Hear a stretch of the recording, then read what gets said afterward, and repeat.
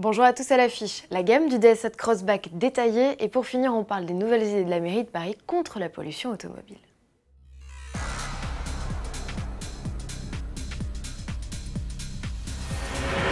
DS ouvre le carnet de commandes de son premier SUV, on ne parle plus de l'édition de lancement, gavé d'options et facturé plus de 53 000 €, qui reste d'ailleurs au catalogue disponible jusqu'à la fin de l'année. Aujourd'hui, focus sur la gamme plus conventionnelle du DS7 Crossback.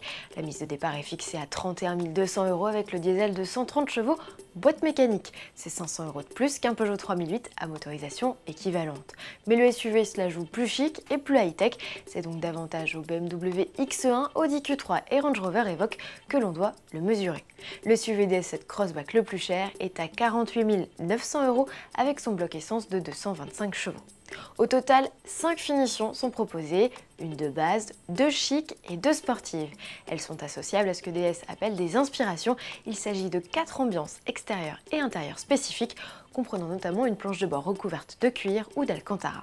À l'exception de l'entrée de gamme, tous les DS7 Crossback sont disponibles avec les 4 motorisations au catalogue. Les versions les plus haut de gamme, Grand Chic et Performance Line Plus héritent d'office des inédites suspensions actives, des phares adaptatifs à LED ou encore d'une montre BRM. Le dispositif de conduite semi-autonome et de vision nocturne reste en option à plus de 1 000 €. DS7 Crossback est le premier d'une lignée de 6 nouveaux véhicules qui doit permettre aux constructeurs tricolores de redresser la barre face à des ventes en chute libre. Parmi les pistes étudiées, l'électrification. Dès 2019, la gamme du SUV s'enrichira d'une version hybride rechargeable que nous présente Arnaud Ribaud, directeur marketing et vente. C'est un véhicule, nous venons de l'annoncer aujourd'hui, qui sera environ à 65 000 € en France, en édition limitée de lancement, avec 300 chevaux, 4 roues motrices et 50 km d'autonomie en tout électrique. Le DS7 Crossback est disponible à la commande chez 127 distributeurs qui ont ou ouvriront un DS Store ou un salon DS au premier trimestre 2018. Il s'agit de lieux de vente que DS veut plus qualitatifs et plus exclusifs que les espaces actuels. On le sait, les véhicules essence et diesel sont en sursis. Alors que le gouvernement veut les éradiquer d'ici à 2040, la mairie de Paris relance le débat en annonçant son intention d'éjecter les essences dès 2030. L'échéance était déjà fixée à 2024 pour les diesels.